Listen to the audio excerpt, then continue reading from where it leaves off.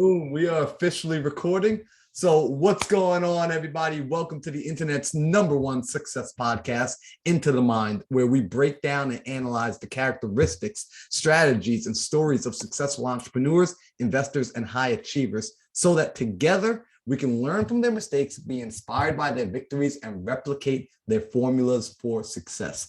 I'm your host, Marlon Johnson, former parkour athlete turned real estate investor and entrepreneur, and I'm on a mission to become a multimillionaire before 30 so that I can teach others how to do the same. Today, my guests are two real estate entrepreneurs who are making waves in the Detroit market. They each started off like many of us in the real estate game, wholesaling, and through consistent planned effort, they progressed themselves to the point of purchasing a 52-unit apartment building in an A-class neighborhood. So today, I want to learn more about what these brothers are up to, understand their history, break down their steps that they made, the challenges that they had to overcome, and figure out what they have planned for the future. So help me in welcoming the Monopoly brothers, Jamil and Eric. What's going on, guys? Hey, what's going on, man? Thank you. Appreciate it. Yeah, man. That was a fire intro, bro. I was about to go out there and start getting the layup line, man. That was a fire intro. Let's go. It was fire.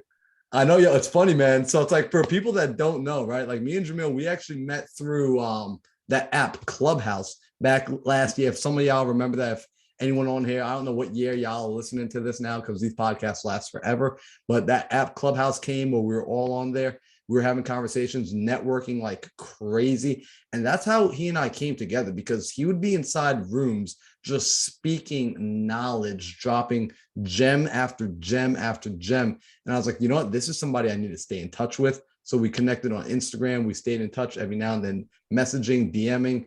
And I was just watching as he was progressing. And today, I'm getting to sit down with him finally to record a podcast because we talked about this months ago, and I'm getting to meet his partner, Eric. So for the audience, and also for me, because I don't know you at all yet, Eric. So this is going to be cool. I'm really about to get to know who you're about.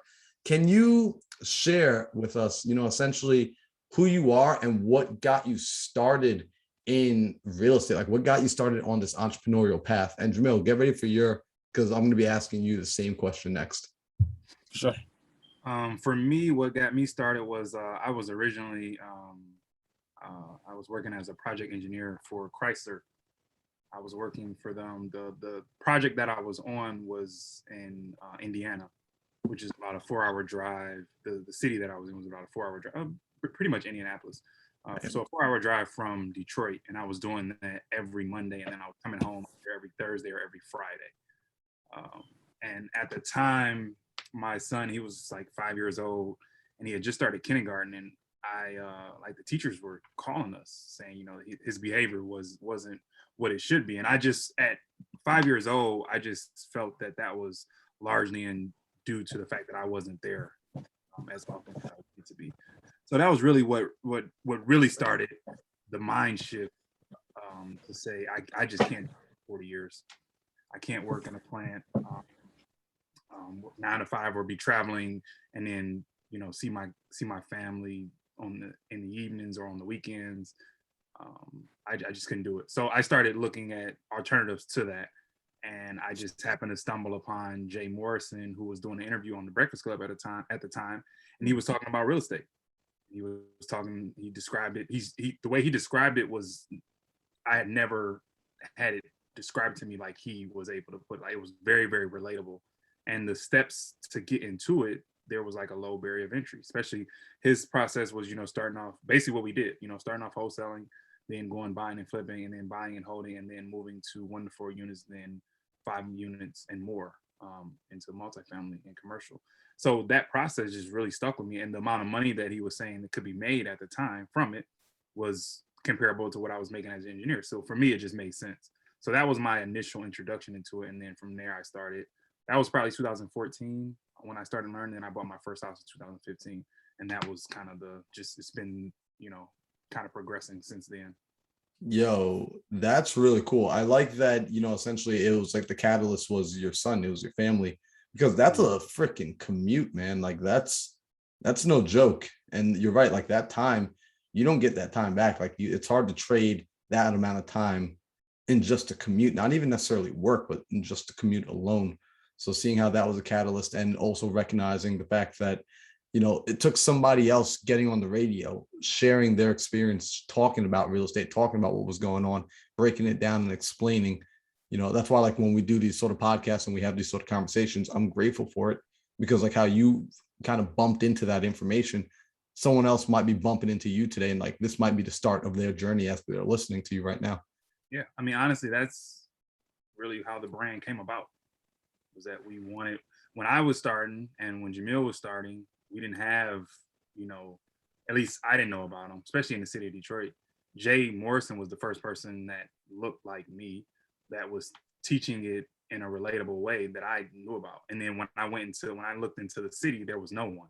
Not to say that they weren't around, but at the time, social media wasn't as big as it is. And then I just didn't know anyone. So it was very difficult. So that was part of the reason. That's a big reason as to why we started the brand, is because it's like, we didn't do anything that, the normal person can't do. Like, we literally took the stairs to get to this point. Anyone can do that. Yo, I like that. Took the stairs to get to this point. Like, yo, we all got access to the staircase. It's not a private elevator here. So I like that. So I want to jump over to you, Jamil. I want to figure out as well, like, for you, what was the catalyst for you getting into real estate, or even just starting your entrepreneurial journey? Because I know sometimes real estate isn't our first endeavor, but it's usually the one that makes a lot of sense for a lot of us. Yeah, mine came from when my last year in college. So I played college basketball, and I was top 10 in scoring, or top 8 in scoring history in my school, smaller school, small D2 NAI school.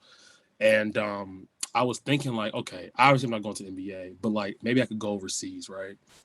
And my coach put in like 2 offers, maybe like midway through the season. He's like coming to me like, hey, I got this place overseas and wherever it's called. I'm like, what is this called?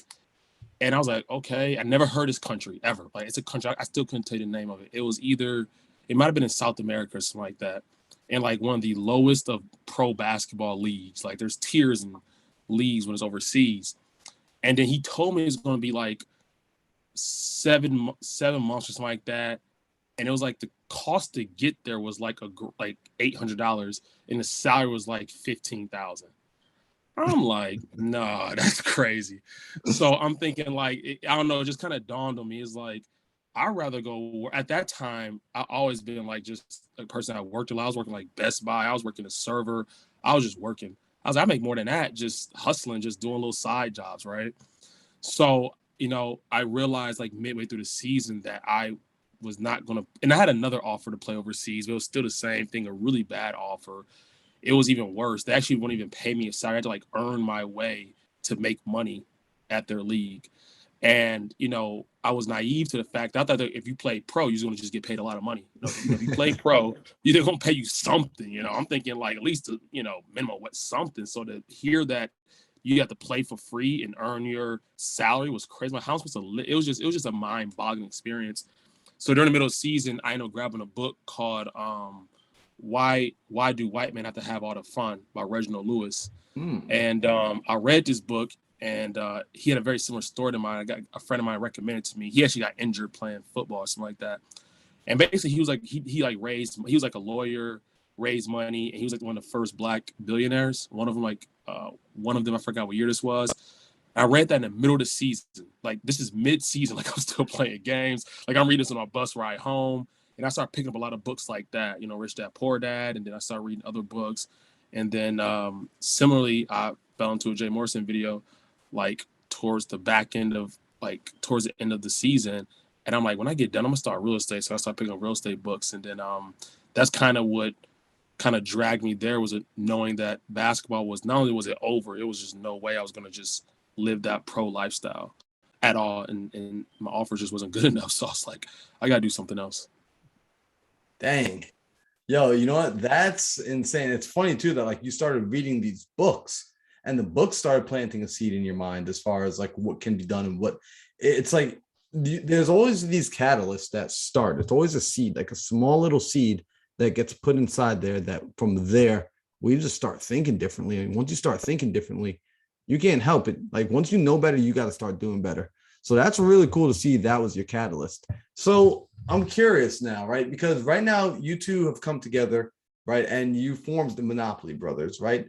Was that something that was formed at the very beginning, or were you each doing your own thing? Like, how did you both come together? I know you both give credit back to who's this, Jay Morris? Jay Morrison. Jay Morrison. That's funny because I never heard of Jay Morrison. He doesn't. Well, I don't know what he really does. I'm not gonna say what he does or what he doesn't do, but I know it's not as his business mind. I don't think is as focused on real estate now at this point. Okay. That might be why the exposure is not there. I don't know.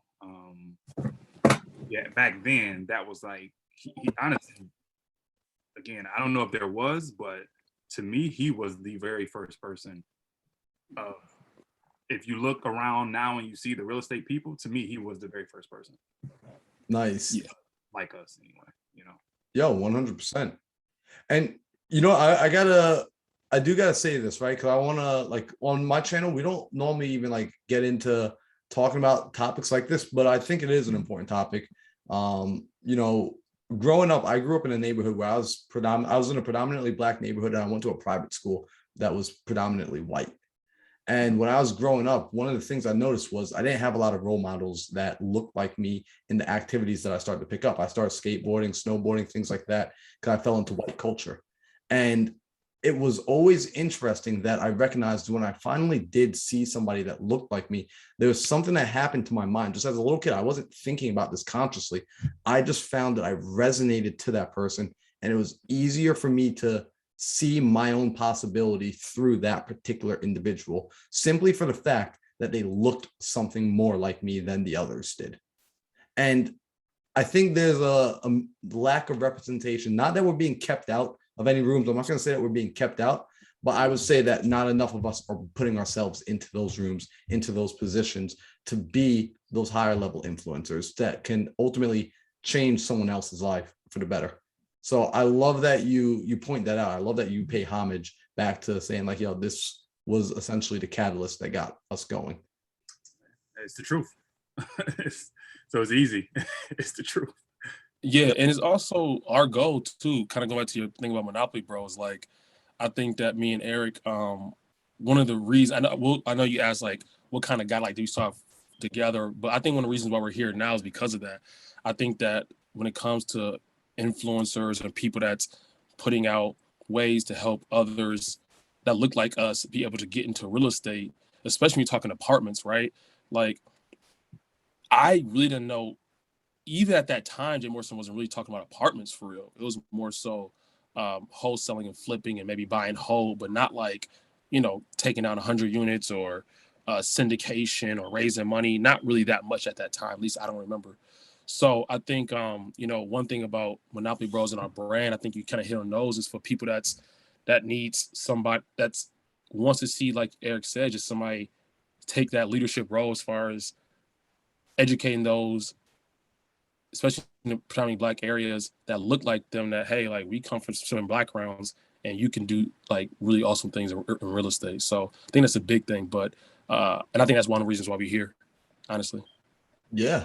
So, let's jump into that, right? Because I do want to understand the premise behind Monopoly Brothers, because I will say that I've watched you for it had to be maybe like the last 12 months now.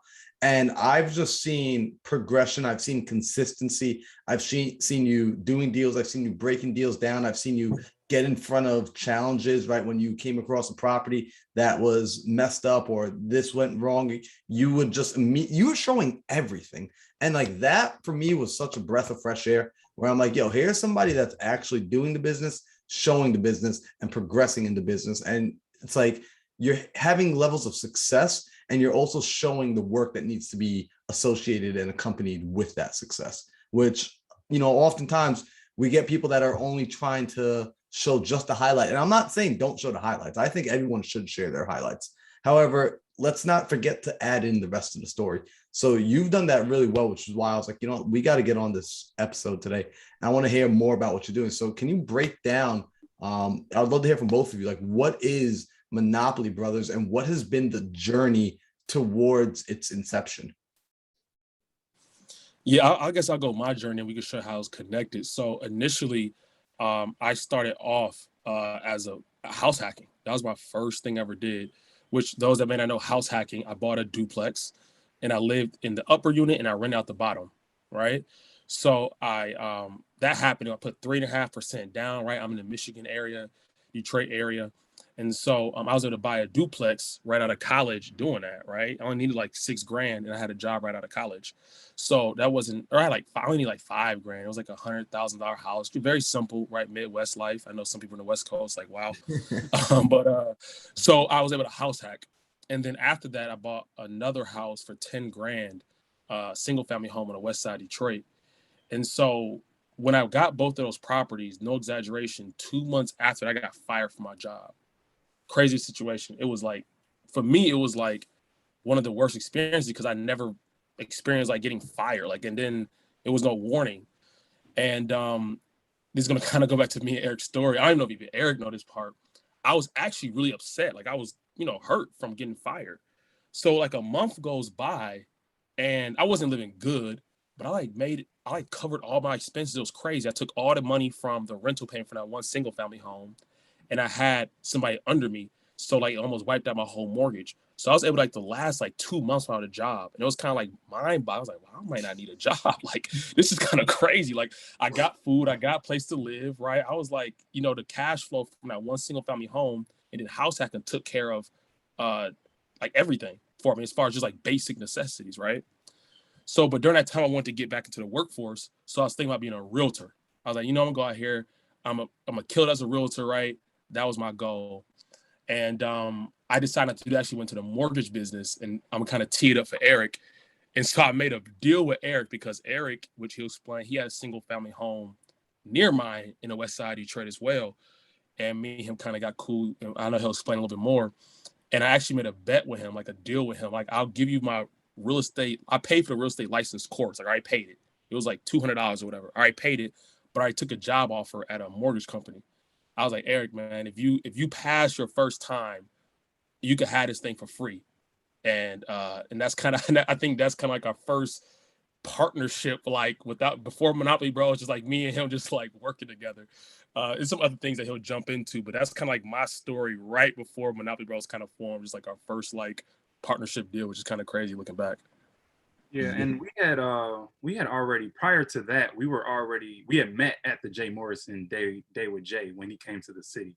So we had already met then, and it just happened to be that I think pretty much everyone, you network, you get people's numbers, that such and such. But he and I think out of everyone, I think he was the only one I really kept in touch. Like I kept in touch with a few other people, but it wasn't as often as Jamil. So he and I would be in touch, and then because I had my house prior to I bought my first rental prior to him buying his. So when he bought his and it was like 3 blocks away, it even brought us closer together because now we're working on our first properties together somewhat. I'm a little bit further into mine. And then I also, I have, I think, more of a construction background than Jamil did a little bit. So I was like a small piece. He's being nice when you say that, by the way. He's being very nice when you say that. Listen, hold on, let me make this very clear. My wife is near me too. I can do nothing with my hands, like not fix anything, change oil, knock down no walls. I can't even paint well. So Eric is being very courteous, saying that more of a construction background. He's much more knowledgeable than me. My bad. I just want to be honest. So he was, yeah. So certain things, he was saying, doing. I would kind of help him on and do certain things. He was helping me on stuff too. So we were already partnering on, like I would borrow things from him. He would borrow like my chainsaw. Like we were already partnering on different things already.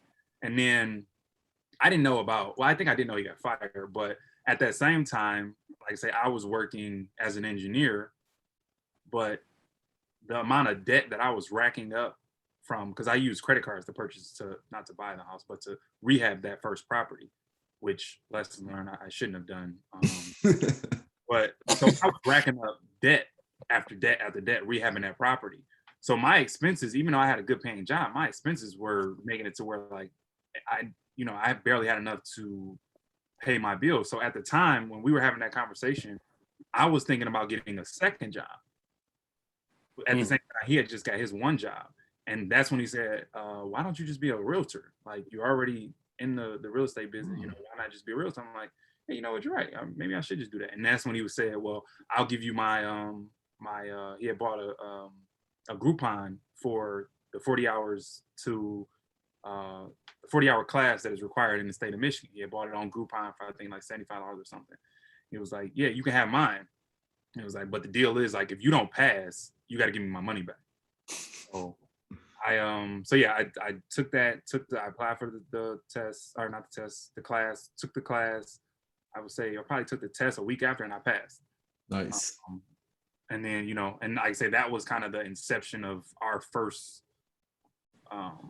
partnerships. And then we did things throughout the years. And then this happened, which a lot of stuff has happened in between there, but it was never like the plan to do Happy Bros thing. That was never in our plans. You know what? I want to highlight something, right? Because this is something that so even earlier today, I just came from a mastermind before hopping on here with you guys. It's the Go Giver Mastermind, right? I don't know if you've ever read the book, The Go Giver. Phenomenal book. One of my favorite books. I literally gift it more than any other book. And what I, you know, from just listening to how you two connected, the formation, and I love that you call it like this is like the first deal, like the first way we ended up working together, the first time we had, like, you're already looking at it as like an interaction of like, you know, this was the first time us doing business together, of just like, yeah, I'm working on my house, you're working on your house, right? But we're doing it together. You're squatting up right away and you're giving value to each other, right? Like there's just this place of like, yo, like, what can I do for you? Yo, what can I do for you? Not what can I take from you? It's what can I give to you? And that's a different mindset, especially like in our community, because it's not the most common mindset in our community of, hey, what can I give to you?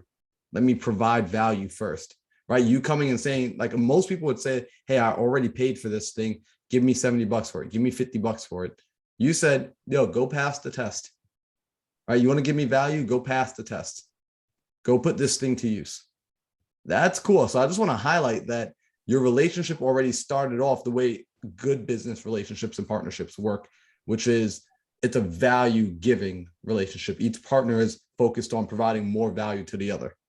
Yeah, 100%. And it's been that way. And I think that's why it's so easy to operate now, because we were doing that then without even knowing it.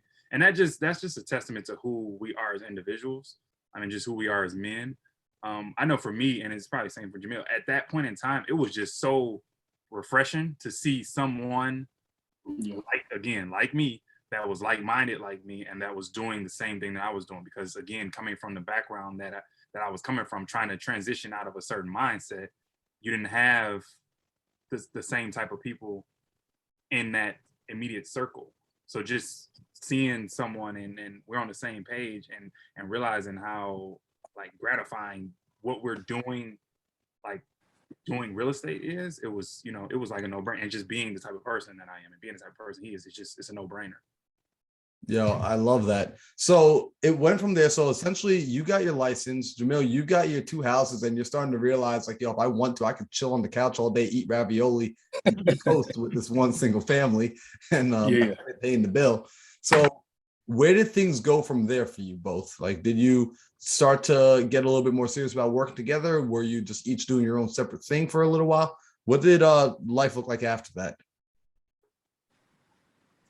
It was pretty separate. I'll go into mine real quick. I ended up getting a job at a mortgage company, and then from there, I started wholesaling, right? So I started a wholesale business. I actually had a partner. I had another partner. So I found another partner. She's awesome. And we started a wholesale business together, me and his partner.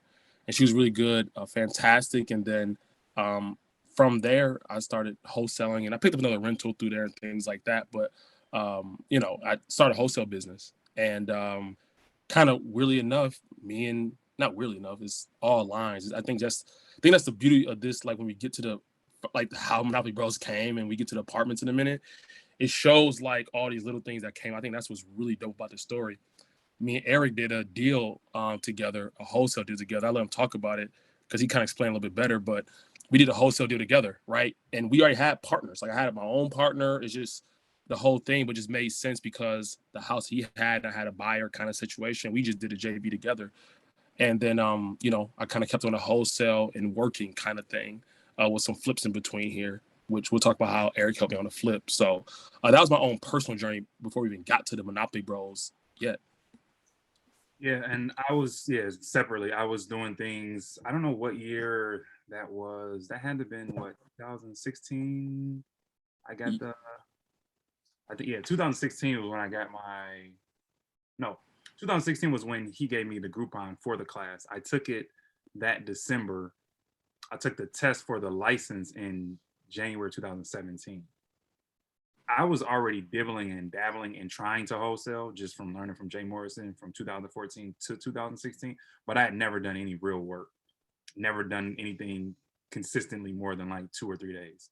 So I was just, like I say, dibbling and dabbling in it. And then in 2017, again, I just had a conversation. I was having a conversation like, I'm thinking about getting a second job. That's how much debt I racked up with the rehab, and then also just investing into the real estate education. I had spent 25 grand investing into real estate education. Been there. I was just like 2016 when I finished that rental, my first house, and I took that class in December 2016. I took that test in January 2017. I said, this is it. I have invested way too much money into this. I put too much time and effort into this. This is my only option. It has to work. From really December 2016 and on, I just really locked in. I got consistent. I marketed every day. I was posting on Craigslist every day. I was sending out mailers every month. I was putting up bandit signs every week. I was going to at least one networking meeting a week from that point on. So I just really got intentional with what I needed to do moving forward. What I was looking to attract. So I started, like I say, that was wholesaling. It took me 6 months to get my first deal into wholesaling. That was 2017, from when I really got started versus the 2 years prior to that. And I went from wholesaling. I did my first deal in 6 months. That next year, I bought my first flip. 6 months after that flip, I bought another flip. The following year, I bought the duplex. I bought my first duplex. 6 months after that, I bought another rental. And then we obviously went into the apartment building. The deal that Jamil and I did together, again, another testament to just us operating and doing business how we like to do business. Like I said, he was wholesaling, I was wholesaling by myself. I did eventually get a partner as well, but the deal I had, he had a buyer that was interested. So basically, I had the deal under contract. He had the buyer. We agreed that he would make a certain amount of money for bringing the buyer when we close. And that was that. We didn't sign any paperwork. We didn't do anything. It was strictly off a handshake of, you'll get this when we close. We closed, I want to say 2 or 3 days later, maybe even a day later. We met up in Home Depot. I gave him the check for what we agreed upon. So we were, again, already operating as business partners, and how, truthfully, that's how I've operated in majority of my businesses.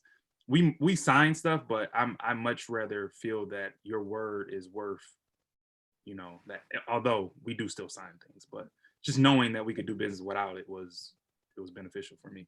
Yo, let's go. So, I mean, hopefully people can see, like, if you're watching the video, you see how excited I just got listening to that, because I want to highlight a couple gems, right? First off, you mentioned that the length of time it took, right? That at some point there was this decision moment, right? And I think every last one of us will face that decision moment, whether it be like, I'm in student debt, I'm working a job, like whatever it is.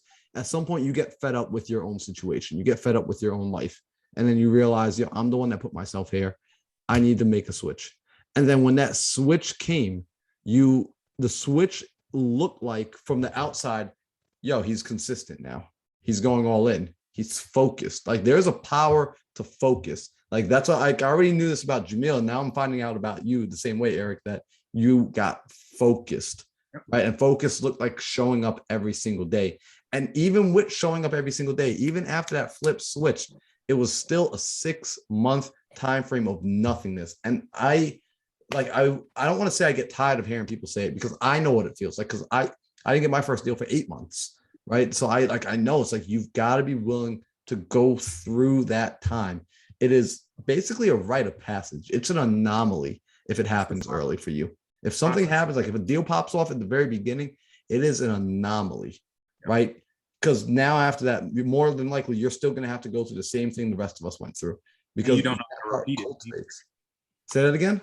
You don't know how to repeat that success if it pops off that quick, usually. Dude, right there. And that's a buddy of mine. We were talking about this where when you get lucky super early, sometimes we look at those people like, man, he just got like a 40K check after 1 week of marketing. Yeah, but where is he today? Where is he a year from now? Notice that person didn't stay in the business. That person didn't make it because they didn't learn all the lessons required. So they got so used to getting that thing so quickly, they didn't build any staying power. And that was their Achilles heel. So now they got paid on the front end, but we all know, where do you get paid the most? It's always on the back end of the transaction. And I love what you said, how your JV deal was basically done on a handshake. And I think that is so underplayed. Like, I had one person ever ask me like, hey, can you send over the JV contract? I was like, what do you mean send over to J? Did we not already agree on how this was going to work? Like, I mean, I'll send it to you, but to be honest, in the back of my mind, I was thinking this is probably going to be the last time we ever do a deal together. You know, not because I'm going to screw you over, but because the fact that even came up, it's just like, yeah, if we have to be thinking about each other like that, then it's not going to be a good partnership. I shouldn't have to worry about watching my back with my partner. And I know that's not the thing my attorney ever wants to hear me say, but that's the truth when it comes to the reality of who you decide to work with. It's a feeling of like, yo, if you screw me over, it's going to hurt because I genuinely didn't think you were going to screw me over. Yeah. You know, so that's really cool to hear. That's how you both did your first, deal together there. So from there, from getting that deal together now, you're moving and grooving, doing some wholesales, doing some flips, buying some rentals, and then you want to step into apartments. So break that down for me, because I think a lot of people look at apartments and they get scared. They get shook. They're like, yo, apartments are too big. But I love it. You like with the Monopoly Bros, right? You got the 3 greenhouses turning into an apartment. So break it down for me, man. Yeah, I'm gonna let Eric break it down, but I just want to say something before Eric kind of tell the story, because it's actually just a fire story in my opinion, because it's just so much into it, right? That he'll explain that got us to the point. But I hope that, whenever we do podcasts or talk, I just want, like, I'm really intentional about people understanding that people see what it took to get here. Like, you know what I'm saying? Like, that's why the Monopoly Bros brand is where it's at, because it's about taking one step and just leveling up each time, right? The 4 houses get you a red hotel. It's that same story. And I think, I just want people to understand, like, it started off as going in me with a 10K house and Eric getting his first house that he had a ton of debt on, right? And just persevering through that. It took us to get some duplexes and me house hacking. And then flipping and things like that. So it's all just accumulation of knowledge. But I'm gonna pass it to Eric to kind of tell how it happened.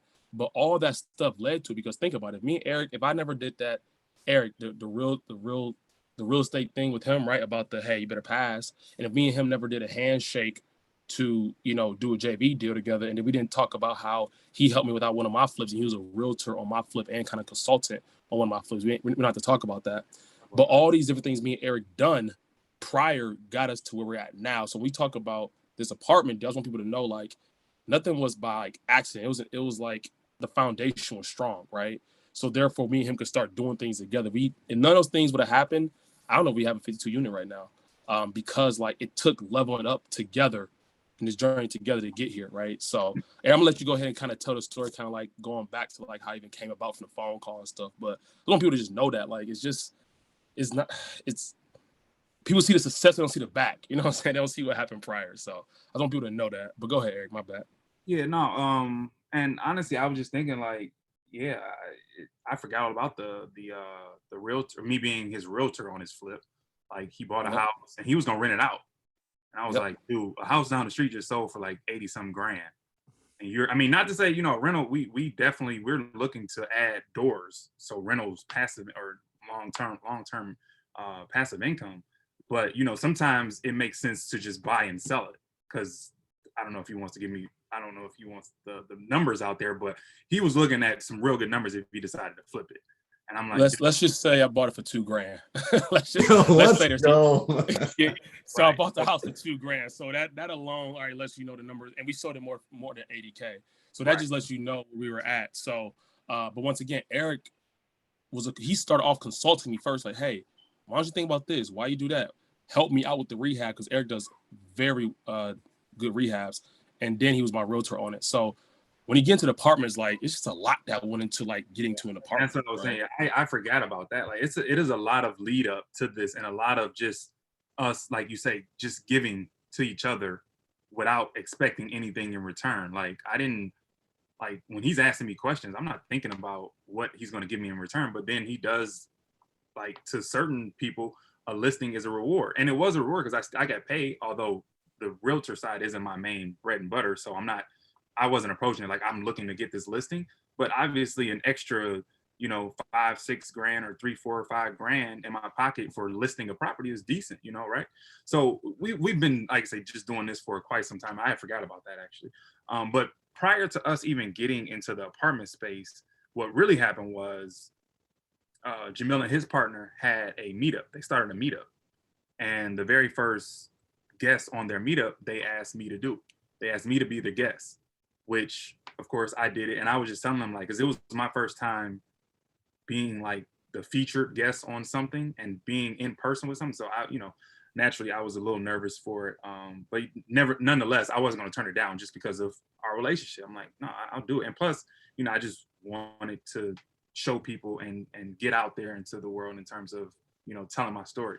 So we do the meetup, and it's a huge success. Like I had never experienced that type of energy in a networking event before. Seeing all the people, again, kind of go back to the first, seeing all of us in that setting and just hearing the feedback from individuals, I had never experienced it. So I pulled him to the side afterwards, like, hey, look, man, I gotta be a part of this. Like I want to be on with you and Jamila. I want to be with y'all. I want to be interviewing people with y'all. You know, I think that it's a great thing, and then I think that I bring something to the table too, to assist with whatever, you know, y'all are doing, whether it's relationship, whether it's knowledge, whether it's, you know, just to bounce things off of people. So that's what we did. We started doing that together, the meetup. So we were doing that up until the pandemic, and during the pandemic, the meetup slowed down, but he and we always stayed in communication. And around that time is when I started really saying, like, you know, if you go back to my story and how I was started, it was wholesale, buy and flip, buy and hold. I had done all of that, and I had even had a 2-unit. But the next step was 1 to 4 units or 5+. So I was always focused on getting those 5+ units. He had called me one day and he was just saying, what you think about commercial real estate, like, you know, or, you know, multifamily real estate, 5 units and up? I'm like, well, you know, that's always been my plan. And the thing is, you're the only person I've ever had that type of conversation with. And then he was like, yeah, man, I was just thinking about it. You know, and so we probably had a 30-minute conversation just about, yeah, you know, I got 401k, or I got equity in this home. You know, I know this person, you know, I've been getting money for these rehabs. I mean, we can raise the money. All we have to do is find a deal. So again, he's talking about things like, yeah, if I find something, I'll let you know. I'm saying the same thing. If I find something, I'll let you know. Because again, I haven't had this conversation with anyone about this type of investing. I then joined a guy by the name of David Tupin's multifamily real estate group, which Jamil had already knew him. I had met him previously as well, but Jamil had a close relationship because he like really worked up under him. But I started his group. I was in the class, like just a typical, you know, you learn, you go through the courses, you get on calls, that type of thing. They end up doing an event, a multifamily event, and for the people in the group, but they allowed us to bring a guest. First thing I thought about when they said you can bring a guest was Jamil. He was the only person that I had talked about multifamily investing with. So I'm like, cool. And not only that, he knows David. Like, he knows him. The owner of the group, he knows him. He's been to these type of things with him on his own before. So it's like, it's perfect. He already knows David. He's into it. I'm into it. Bet, let's go. So we go there. This was in June of 2021. Was when the event was. And I always say that, you know, within like the first day and a half, I was ready to go back home, just because in networking and talking to the individuals there in that meeting, and knowing that they had, you know, hundreds of units, some of them had 8 units, some of them had 20, some had 50, and just hearing their stories on how they obtained them and how they acquired them. They cold called, or they seller financed this, or, you know, they were able to pull, you know, 40 grand from here. So the stories that they were telling me, they were just so realistic that I had everything I needed to go back home and just start implementing. And that's what we did. After we came home, we came home on a Sunday. We met that Tuesday to go over what the plan was. We got a list to cold call, because that was going to be our plan, to cold call. We got a list. We had the list by that Saturday. We started cold calling that Saturday. And then like within like 2 to 3 weeks, we talked to the guy that we bought the 52 units from. Yo, okay. So we got like, I don't know if you saw me, like I was smiling this whole time because I'm just like, yo, this is so freaking real. And again, like, because sometimes people would watch, right? Like I would go on your Instagram right now and be like, oh dang, they just got 52 units. That's so crazy. Like it came to them so easy. But you laid out the whole backstory, right? And I love how it started, right? Because it started with just like this conversation, really just an idea, right? You just shared, yo, bro, like I'm thinking about, man, like naturally I want to progress into getting some apartments. Yo, me too. Yo, and then just saying like, yo, you know what? I'm gonna keep you in mind for if I come across something, I'm gonna keep you in mind. So the conversation started, and I want to highlight this because a lot of people is still having the same old conversation with your same old friends, and those conversations are going nowhere. Like, it's just, you got to get yourself into different rooms. You got to get yourself around different people. And it doesn't mean you're not like burning bridges, but you are cutting people off. And when I say cutting people off, I don't mean in a negative way. It just means you're temporarily detaching to go connect with another individual who you can build with. Because at some point you got to go, and the relationships need to change. So I like that you said too, like you were both making times to go out and go to different events. And the fact that you were hosting the events as well, feeling the energy, creating the atmosphere. Because some people make the excuse, man, but like, yo, you don't get it. Nobody's even doing these events around me. Cool. You do the event. Yeah. You put it together. You invite the people out. You start the conversation. That's huge, man. I didn't even tell Eric this before. I got that hosting an event. So I was that guy. I was that guy complaining. I met a guy, his name was Chris. That's just keeping it 100. His name was Chris Salvador, I think, out of Chicago. He was like 23 years old and already had like 100 units. And I don't know, I heard him on like a Bigger Pockets podcast. And I think he like said his phone number in there. I was like, dang, they got his phone number. So I called him, like, or not, I might have texted him. I was like, hey, can we just talk 15 minutes? I'm trying to get to know you, maybe learn about your multifamily. This is probably like before this might have been before I ever got my first house. I'm not trying to be funny, or maybe like after my first one. And only thing I remember from that conversation, which is probably unfortunate, because he gave me a lot of gems. He was like, the best thing that ever happened to me was starting an event. He said, when you take lead and you start an event, he said, what does it put you in power? It puts you at the head focus. And he said, even if it's only 3-4 people, start it. He said, because it puts you in a position, just like you said about the podcast, to meet really fire people. And I think so I really want to kind of give like all these different kind of like, even like starting that meetup was off like talking to somebody, like you said, building a relationship with somebody that's really killing it, right? So it all comes back around some way. Yo, let's freaking go. I mean, we're about to jump back into the multifamily story, but like that's I feel like we're back in Clubhouse right now, because I'm like, yo, that's a gem. Because yo, people pick up on this. I'm a living example of this. Back in when I was living in New York and I was complaining, I was just like you, Jamil. I was complaining, saying like, yo, no one's hosting cool meetups, man. It's not like Arizona where they got these guys, the Tony, the freaking Clever Investor, and Pace Morby and Jamil and Brent Daniels, and all these guys are doing these crazy cool events, and Steve Trang's getting taco trucks for his people. Like, what the hell's going on with New York? Why don't any of you do anything? And then I found myself looking in the mirror, asking the same question: why aren't you doing anything? And I started hosting events. And to your point, I was a newbie hosting events. However, I started to build credibility very, very quickly. I started to get in front of people very quickly. Deals and opportunities started to come to my way simply for the fact that I was bringing people together just as a new person, just saying, look, I just want this for myself. I selfishly need to plug in to an energy source of people to talk about real estate, to connect about real estate, and opportunities started to flow. So I recommend, if you are listening and you're in a place where you're like, yo, nobody around me is doing anything, you be that somebody, because a lot of other people are thinking the same thought. So if you're able to put that together for them, you become the person of value. You're able to bring that value out to them. And the law of reciprocity just kicks in. It's a universal thing where, because you gave that value first, value will be returned to you, right? Don't expect it from the people, just expect it from the universe.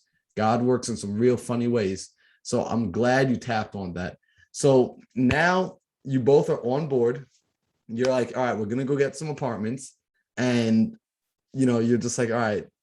I mean, it's crazy. You said you started cold calling, and within 2 weeks, you found the individual that essentially is the person that you purchased the 52 units from. So how did that go? Like, what was that conversation like?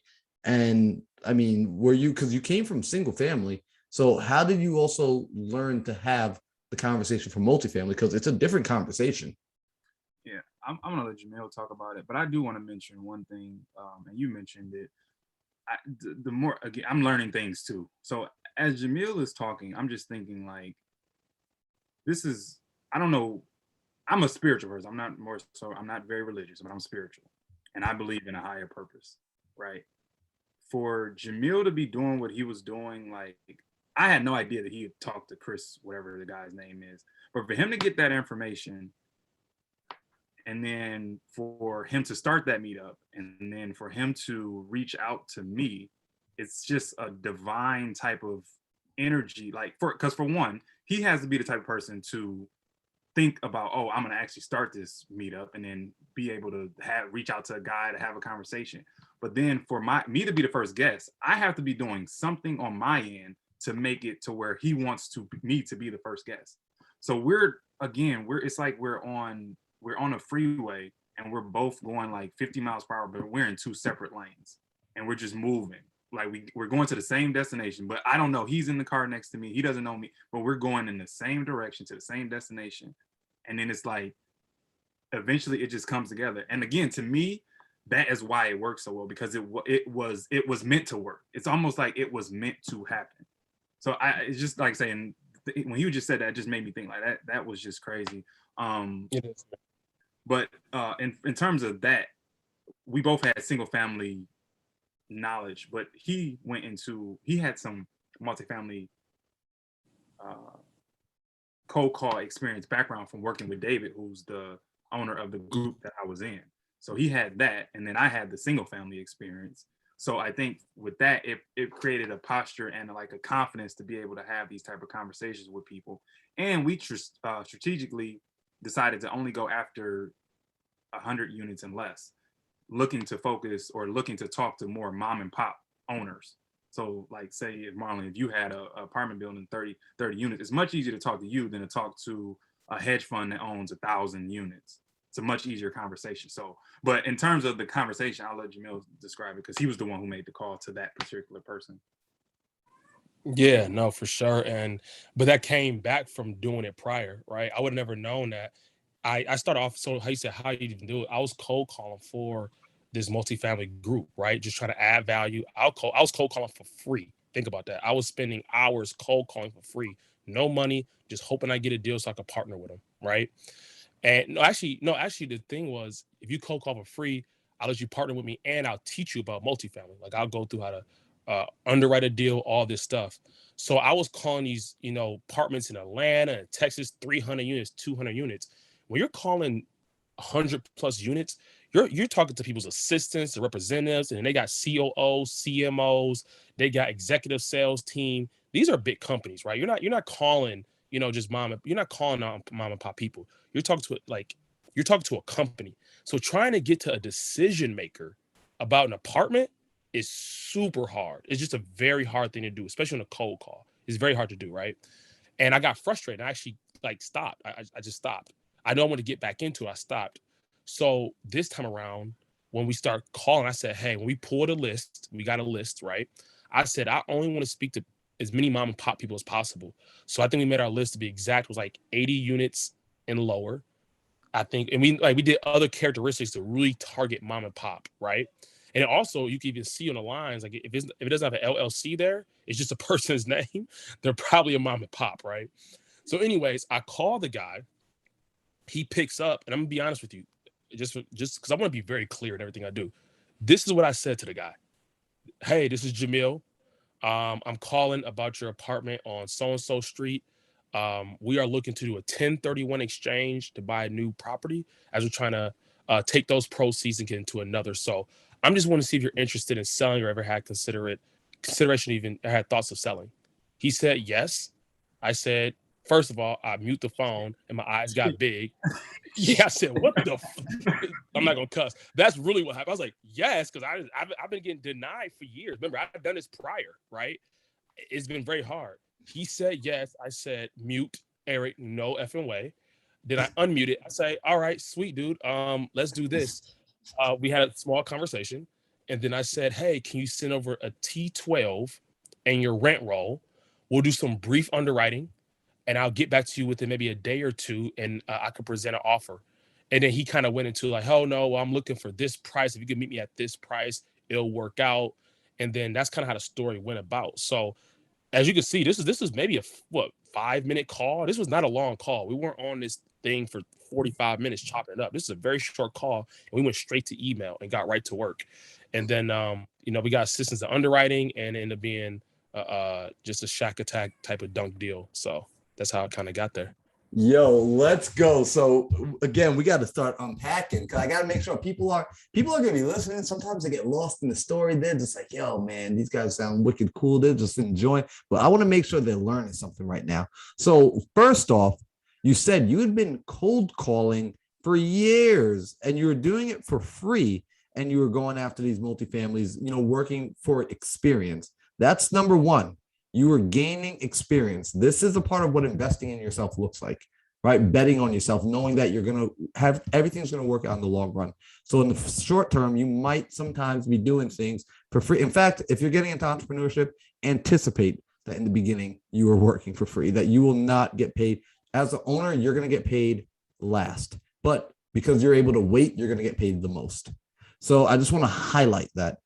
Two, it looks like 2 weeks of cold calling got you this lead, but really it's 2 years or 3 years, or it's however long it's been since that first call. It's however many hundreds or even thousands of no's that came before the yes. And that's another thing I want to highlight. There are going to be a lot of no's standing in front of your yes. So every time you get a no, just be happy knowing that you're ticking another one out of the way. You're just kicking another one out of the way because all of these were predetermined. They were already lined up before you were going to get there. So I love that. And the fact that when you pick up the phone, you started that call off as a professional, right? Hello, Mr. Seller. I'm reaching out to you because we are interested in doing a 1031 exchange, and we're hoping to see if you might have any properties that you're interested in selling, preferably this one that we called you about, right? Just by instantly coming off the rip with a 1031, you already show him that you are a credible investor, that you already own property, that you're already speaking higher level than the average individual. So there's a lot of preparation. So I just want to emphasize and highlight that there was a lot behind that phone call. There's a lot of preparation, a lot of building up that happened in the wee hours of the night that came all before this, all that build up. So that's freaking insane. I didn't mean to interrupt the story, man, but like, that's cool. Because what I want to dive into now, right? Because you said this was like a slam dunk of a deal. So let's get into that, because you said something too, and people are going to need to know what it is, right? You asked for the T12s and you asked for the rent rolls. Yo, Jamil, I'm brand new to real estate. I don't know what that means. Like, what the heck's a T12? What's a rent roll? I don't get that. What does that mean? Sorry, baby's in the back. I'm going to have to like Eric kind of jump on this one. So T12 is a trailing 12. It basically shows everything that has happened for a 12-month period. should highlight everything, your expenses, your profit, your net profit, your operating costs, your management fees, your landscaping, your utilities, your rubs, if you're billing some of that utility or some of that, those bills back to your tenants. I mean, it literally is like the report card for the apartment. And then your rent roll will tell you basically what rents are for each unit. It'll give you the unit mixture, usually, like if it's a 2-1, if it's a 1-1.5, it's a 3, 1.5, 2.5, that type of thing. Usually the square footage is on the rent roll. It breaks it down into basically what you made for the month.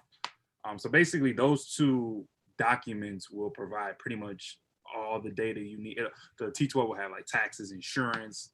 So those two documents will usually provide all that you need to then underwrite a deal, because then you can just start plugging in numbers, because really real estate is all numbers. I mean, we're looking at things that, especially once you get into multifamily, you're looking at cap rates and IRR, obviously ROI, but cash on cash returns. So you're looking at all those metrics, and all those metrics come from the data in the T12 and the rent roll. So you need those to be able to say, hey, he wants us to buy this at $50,000 per door. At $50,000 per door, we'll be at this price. At this price, we're achieving this amount of profit. At that price and profit, we still have this amount of expenses. This is our net income. This is based on that. Our cap rate will be this. We're not looking to purchase apartment buildings at this cap rate. That price doesn't work. We need to adjust, or we need to, or what he's asking, all of that does work. Let's send the offer. So that is, like I say, it's like the report card of the apartment building, so that you have the information needed to present the seller with an offer. I love that. You broke it down really well. I want to, because I know a lot of people right there, they're new to the multifamily space. Some of them are new to the real estate space in general, but if they come from the world of residential, they're used to just looking at the comps, right? Like they're just used to looking at, well, the other house on the block sold for $100,000. But once we step into the commercial space, the numbers really do matter. And if they can't produce a T12, right? If they can't show what the performance of the unit has been, what the performance of the building has been, they cannot then justify the value that they're asking for, because that's what justifies the value of the properties. Exactly. And those two documents justify it. That says, okay, this is what it is. And then from there, obviously you have things in your that a lawyer would do to say, hey, this information has to be accurate. If it's not, then obviously we don't go through with the deal, or we pursue you in court because what you basically lied. So yeah, and the reason documents are important. Yeah, super important, because what people understand is, and me and Eric is kind of switching our mindset. We kind of made the switch, so to speak. Is when you buy multifamily, you're buying a business. Yep. That's the difference. You're buying a business. That's why the game is even a little bit different in multifamily, and when it comes to, raising money, right? Like these are people. This is like private equity. What we're doing, so to speak. You're raising money. You're using other people's money as well as your own to go buy apartment buildings, and you have to get the numbers that make sense. And these numbers aren't off, the whim, right? These numbers make almost are very predictable, because it takes away a lot of market fluctuation of just like, oh, this house sold for, 100,000 more next to it. Multifamily don't really work like that, right? It's more so in a sense of when they're looking at how the business is operating to determine the value. And that's a huge difference versus like somebody sold a house over here for this much more, so now your house may appraise for more. Like multifamily, you could be the same multifamily home, and simply by increasing the income, aka boosting the rents, makes your property value more. Think about that. Let me say that again. Boosting the rents alone makes your value of your house more. Just like in a business, if you increase your product and sell more product, it will make your business more valuable. So when you're buying multifamily, you're buying a business. And so when we're going to talk a little bit more about the numbers now, but I just want to put down in people's heads that, if you're not a numbers person, find one. And the good news is that me and Eric, That's true. And the good news is, guess what? None of this stuff. Me and Eric is self-taught. You know what I'm saying? We come from the trenches doing this, so we're not no special to anybody else. So you can learn these numbers as well, right? And we're still learning as we go. So I just want to just put that out there as well. Definitely not an Yep. expert. And again, like I like that, right? Because that's the truth, right? I really do appreciate what you say, because I know there's someone sitting there thinking like, yeah, but like I'm not a numbers guy. Well, either A, figure it out, right? Become a numbers guy, become a numbers girl, or B, go find a numbers person and bring them on your team, because you don't get to do business. You can't, unfortunately, well, I would say actually very fortunately, you can't do business without knowing numbers, without having somebody on your team that knows the numbers.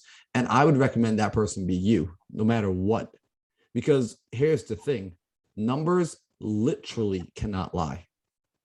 The numbers can't lie. They have to do what they have to do. 1 + 1 always has to equal 2. It's just the way the math works. So if you're able to get accurate numbers, as long as you're working with accurate numbers, you can properly assess and mitigate almost all the risk. You can mitigate a lot of risk simply by factoring in accurate numbers. So that's another goal. And I love that you said you had to flip your mind into that, because we see it a lot of times. A lot of people operate their single family not as a business. They operate it more as a hobby, right? They're not on top of their numbers. And we've all maybe have done this, and that's okay. But stepping into the multifamily space, you have to be more disciplined with operating this business as a true business. So let's talk about this deal now, right? So when you found the deal, you've got to make sure it is a deal. So what justifies or what qualifies and makes the 52 unit a deal?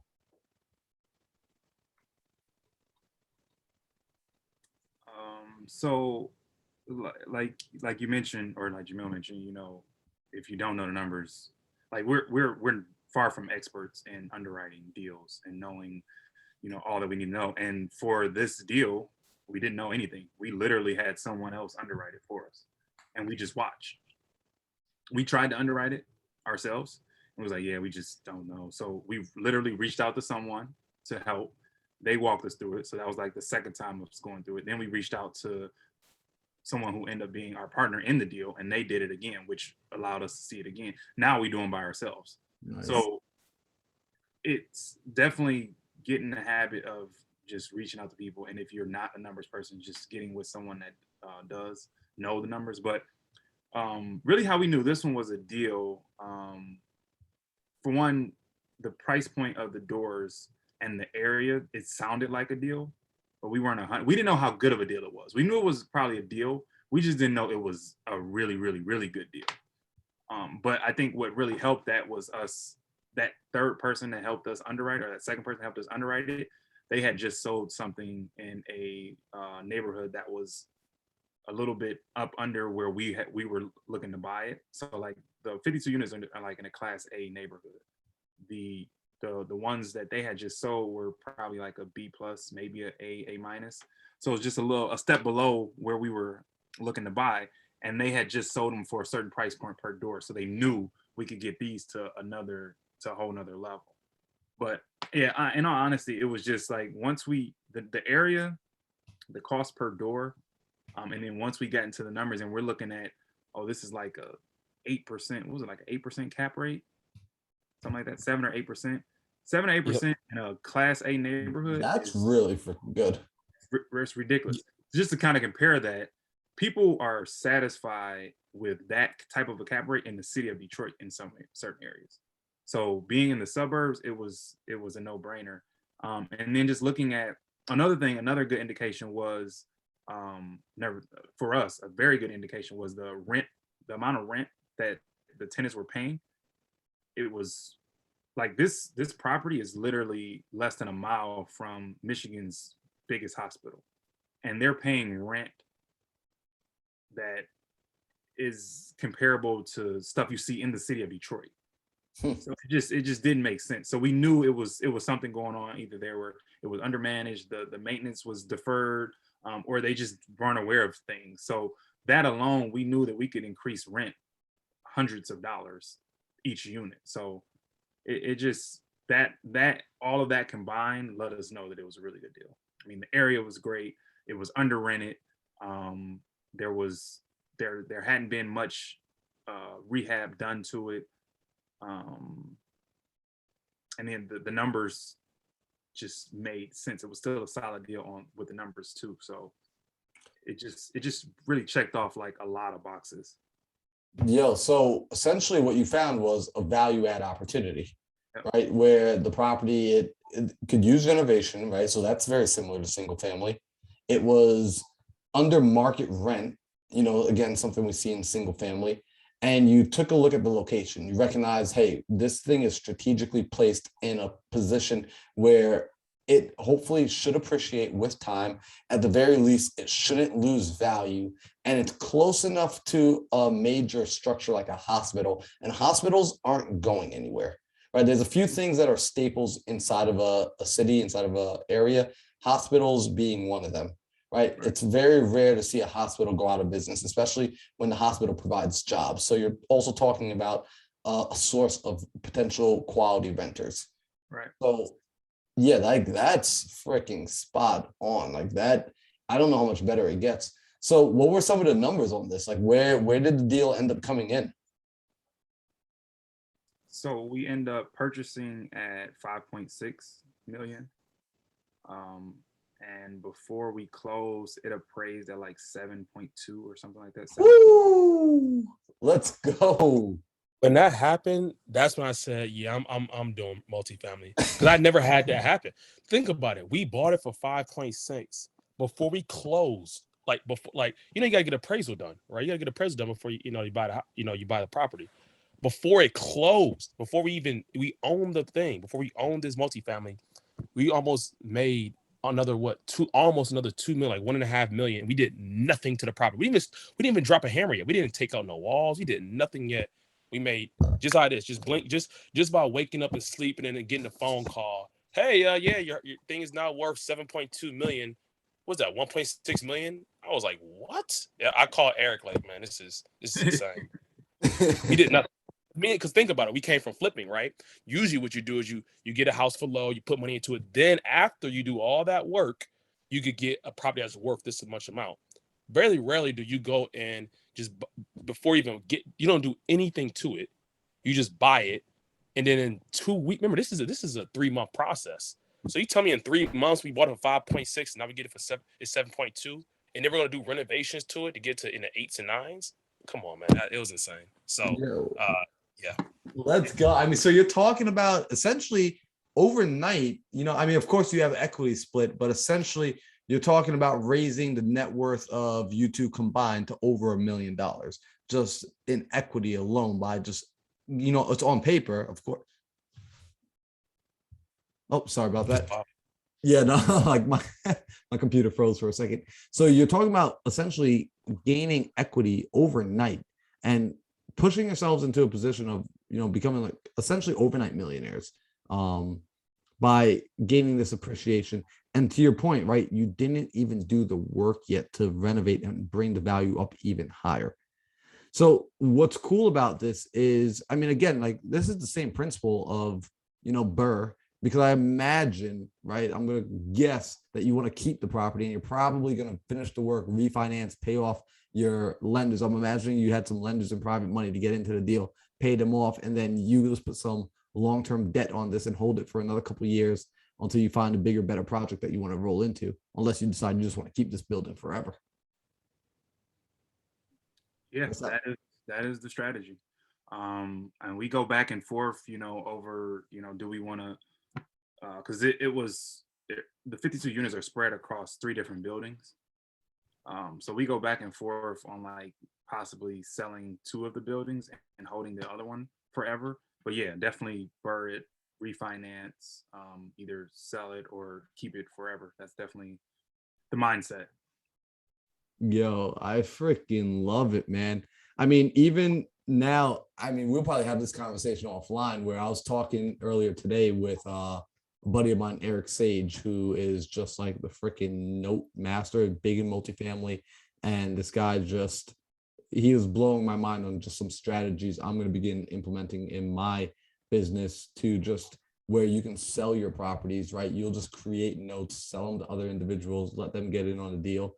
and then you'll still get all the cash out that you wanted, as well as still collecting passive cash flow from the property even after having sold it. So you still have a control of it by creating a second lien position on the back end, and you sell off the first lien position to cover the original debt. And it was just like a nutty freaking way of doing it, where I was like, holy crap, everything should be sold like this. And he's like, yeah, this is why we're doing it this way. So that's really cool. But I'm glad to hear that you guys now are essentially, you're showing that it can be done, right? Because a $5 million, I mean, let me ask you, a year ago, 2 years ago, did you foresee going out and buying a property for over $5 million? No way. No way. Yeah, no. I mean, to this day, I still be thinking like, dang, that's crazy. So no. Yeah. I do want to like just kind of mention, like you talked about the cold calling, like mentioning a 1031 exchange. Jamil didn't invent that. He got that from someone. And we don't lie on the phone. It's not necessarily that we are looking to 1031. Our partners are looking to 1031. So when we say we're looking to 1031, we are looking to 1031. So I just want people to understand like that, like don't lie, definitely don't lie, but there are ways that you can kind of get around your vernacular and saying certain things so that you can position yourself to say, we're looking to 1031, because in all actuality, we were looking to 1031 because we have investors that have funds that want to do that. So, and then in terms of getting the money for the loan, this isn't money that we have to necessarily go out and pull out of our bank accounts. You raise that money, you bring in investors to be able to have the money to, for one, you get a loan typically. So the 5.6 is not a straight cash deal. You get a loan, and then a portion of that loan you have to raise. You don't necessarily have to have the 5.6 or the million or the 500,000. You just have to know people who do. And you structure the deal, and then you work yourself into the deal so that it benefits you, not only them, it benefits you as well. And there are a ton of ways to make a deal beneficial to you and your investor partners when you're dealing with $5.6 million properties. Let's go again. I'm like, people that are listening, you might be tired of me doing this already, but I need you to understand, right? Because I'm reiterating that this was not an overnight story, right? Like you said, he didn't just come out of pocket cash for this. He had investors. Now, why would the investors invest with him? Odds are, he did tell us a little secret. If we go back earlier in this podcast, Eric said, when I got focused, I started making it a point to go out to networking events every single week. Jamil made it a point to host networking events. They made it a point to go and connect with people, to go and cultivate relationships, to start conversations, knowing that, hey, I might not have anything to do with you today. We might not have business to do together today, but you know what? Next week, next year, next month, next decade, there's going to be something for us to do together. And the only reason we're going to be able to do it together is because we've already built that rapport. We've already built that bridge. And I've already introduced myself and shown you that I'm sticking around. And that's something that you can't buy that. You can't buy history. You have to go and create that the old fashioned way. You got to go reach out, shake hands, say hi to people, build relationships, continue to cultivate them over time, check in every now and then, say hello, Merry Christmas, all that good stuff, so that people, and then you have to show that you're actually doing the business all the meanwhile. Obviously, it sounds like a lot. You're not going to do it in one day, right? But when you break it up little by little, it adds up into something amazing. Yeah, 100%. You have to be planting those seeds, cultivating those seeds, and then also you have to be operating with morals and integrity. And I mean, I guess you could do it and not, but life is just a lot easier when you operate with morals and integrity.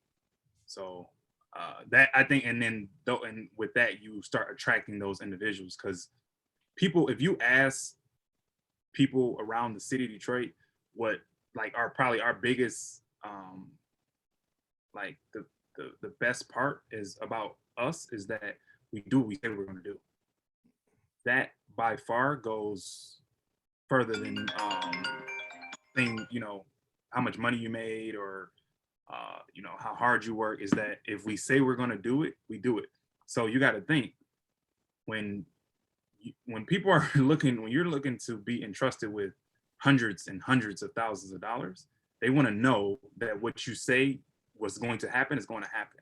If we have a proven track record of doing that, it's a much easier conversation getting someone to invest with us versus someone who's been, they said they were going to do something. They said they were going to call at a certain time. They didn't even call.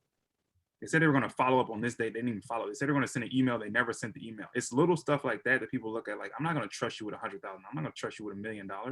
You can't even pick up a phone and call me when you say you're going to call. What if that property goes, something happens? Why would I expect you to do the right thing with my $1 million when you couldn't even pick up a phone and call me? So it's just little stuff like that. I think that those are where people should focus, and then you'll start attracting what you need. Yo, let's go. I mean, right there, that's one of the golden rules. How you do one thing is how you do everything. Yep. And I wish I can get more people to understand that. It's like, guys, repeat that to yourselves. How you do one thing is how you do everything. I say that to myself often. When I find myself wanting to take a shortcut, I literally just remind myself how I do one thing is how I do everything. If I'm willing to shortcut on this workout, if I'm willing to shortcut on getting out of bed in the morning, if I'm willing to shortcut on not sending the email tonight before going to bed, where else am I willing to shortcut? Where else am I willing to cut corners? Right? It's crucial. So I like what you said, that people take notice when you do the little things. That simply alone, just doing the right thing, simply that sets you apart from the crowd. That moves you over into the 5%. Right? The 95% of the population don't follow through. So I want to be respectful of you guys' time, because I mean, we can literally unpack. There's just so much to unpack with the two of you. But I do want to be respectful of your time. So first off, I'm going to say we're going to be doing a round two. Like, I can already guarantee it, because there's just so much more to unpack. I'm just being real here. But as I typically wrap up episodes, I like to ask my guests two questions. Right, two of my favorite questions to ask at the end of an episode, which is this. One, I'm a big reader. I'm constantly digging into a book, always listening to something on Audible. Like, I'm constantly bringing in new information. I want to know for you each, and I know Rich Dad, Poor Dad was mentioned a little earlier. Besides that book, can you name at least one, no more than two books that you read that were total paradigm shifts for you? And they didn't even have to be real estate, but they were just, you picked it up, you started looking through it, you started flipping through it, and your mind has not gone back to being the same ever since. Yeah. For me, it's The One Thing. That book just, again, I felt like what the difference between 2016 or 2015, 2016 Eric and 2017 and on is just my focus and my mindset shifted. The One Thing just taught me to really just lock in and focus on that one thing. I think one of the quotes from the book is like, if you chase two rabbits, you're not going to catch either one. And that's what I was doing. I was too busy trying to do multiple things and wasn't getting anything accomplished. When I focused on real estate and the action it took to get into wholesaling, that's when things changed for me. That's powerful. By the way, you just made somebody so mad, because there's somebody right now listening that's trying to do 10 things at once, and you just like gave them a slap in the face, like you like, because they're like, yeah, they know that you have to focus on one thing right now. No, that's good. That's a good one. I got two, but one is the Go Giver, which you already talked about.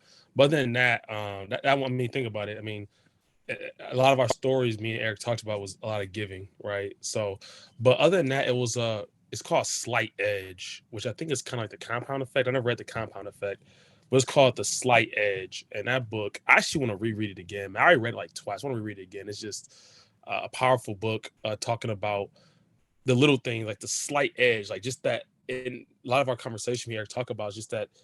Once again, anybody could have picked up the phone, right? But it's staying consistent with it, and we still call to this day. And just so many different things. So, Slight Edge is probably the one I think that was most beneficial. Other than that, and the Go Giver for the two.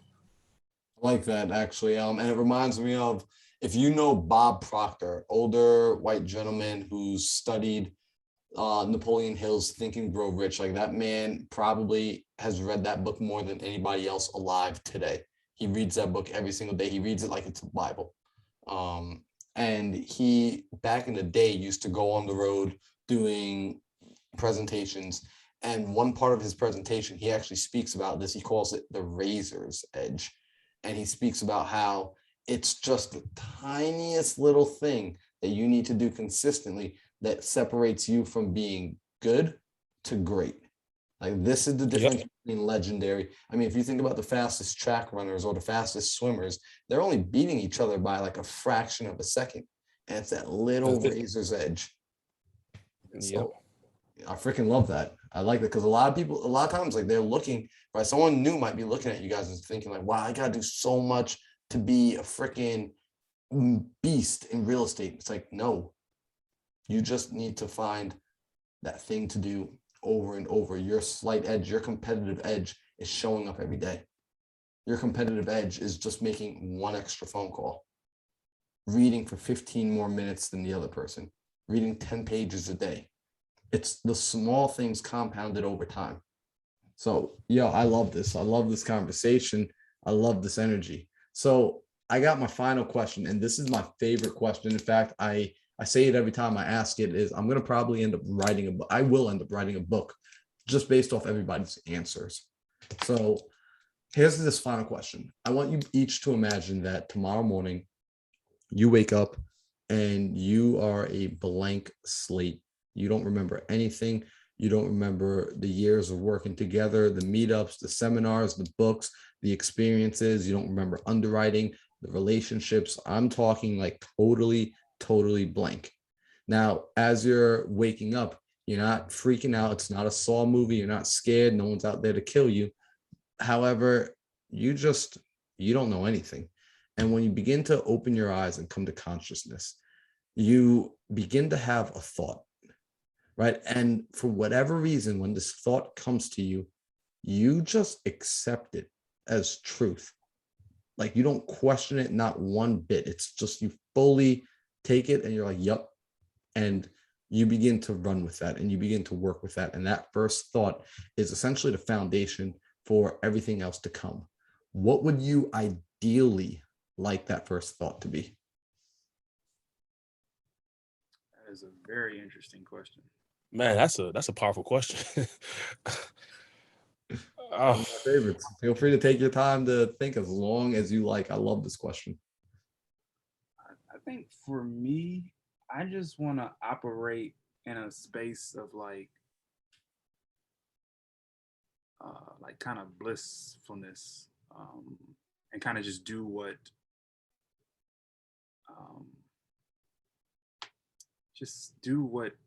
feels natural and just good. Like, I'm just really looking for peace, and however that peace and freedom, I think. So if it was a thought, yeah, I would think it would be aligned with, I would want to be aligned with just peace and freedom. I feel like everything else aligns if you're at peace. Yo, I think that.